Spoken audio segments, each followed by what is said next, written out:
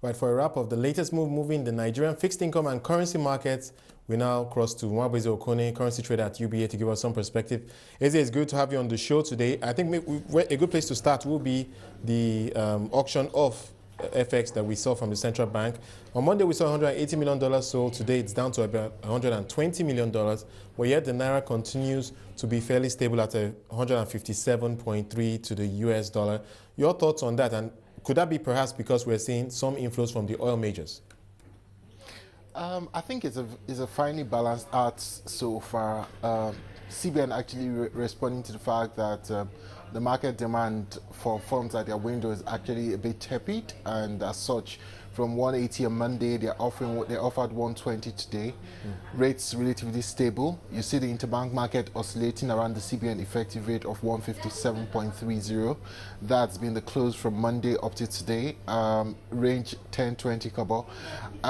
All these just point to the fact that it's a finely balanced at supply equating demand at outside of the CBN window. That has help the currency to stay at stable levels. That might not continue forever, but overall, I think that within the next time frame of 1-2 weeks, we might see this same pattern repeat itself over the course of the various auctions and over the course of the week. But overall, I mean, nothing is actually shaking the market so far that we've seen in terms of demand and supply. We think it's a fairly constant flow that we've seen so far. Okay, so all prices at close to $120 per barrel. A great time for the Naira, obviously. The high oil price clearly supporting the Naira as the reserves continue to increase. I think the last check was about 46 billion US dollars. Yeah. So your thoughts about where the Naira is likely to go in the short term, given this dollar price, oil price rather? Overall, I think, like I said, it's going to be a continual healthy build-up of the reserve levels. I think if you look at, if you consider this various comments from the central bankers and the finance minister sometime last year, we're looking at levels to about 50 to 60 billion. Until that happens, I don't really think that we'll see any major shift in the Naira prices, the range of Naira prices where we're seeing at 156 to 157 levels. Until that happens, I don't really think that the overall price stability levels that we have currently would change significantly. Right. So in the course of the horizon, I actually see Naira within this range, 156, 157, in the short to medium term. And I imagine that's where the central bank wants it to be.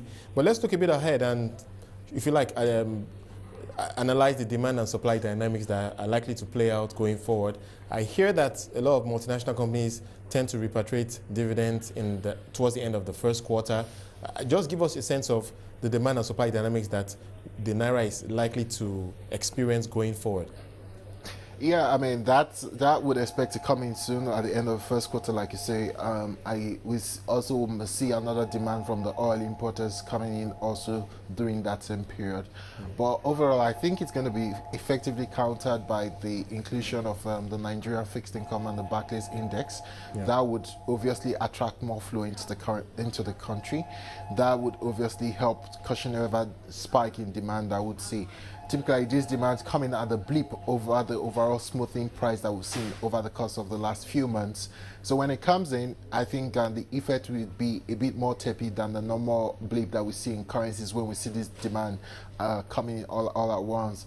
But notwithstanding the fact, outside of the dividend, which that bit is not really eligible for the CBN window, it comes into the interbank market. Yeah. I think for the oil, gas, overall for them, it will pay them to go through the CBN window, so that might not be so much of a demand filtering into the interbank window. But if I look at it in a holistic basis, I think the expected supply, majorly from the FDI flows on Barclays inclusion into the Nigeria inclusion into the Barclays index, and the demand on dividend payout side, I think overall we'll see a fairly balanced flow.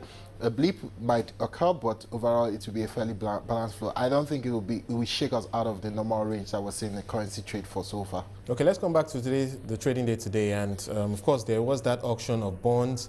It seems to have, I imagine it may probably have had an impact on even the currency markets.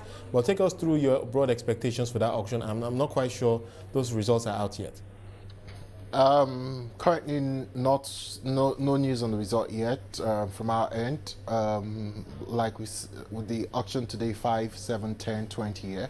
20 years coming into the market after a very long time. Yeah. If you look at where the rates, the current levels these bonds are trading on the secondary market vis-a-vis the last auction, fairly around the same level. I don't think that it's going to pull the auction is going to pull any major surprises.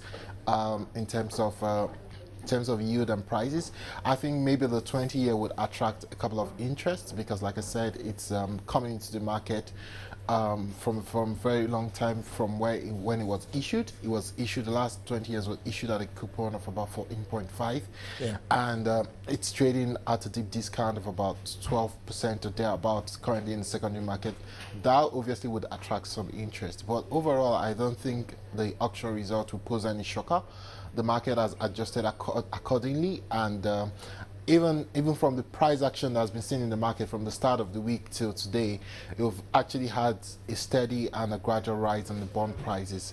Yeah. That shows you that the market is actually expecting an auction that will be well received, and they don't see any major surprises in terms of the yields.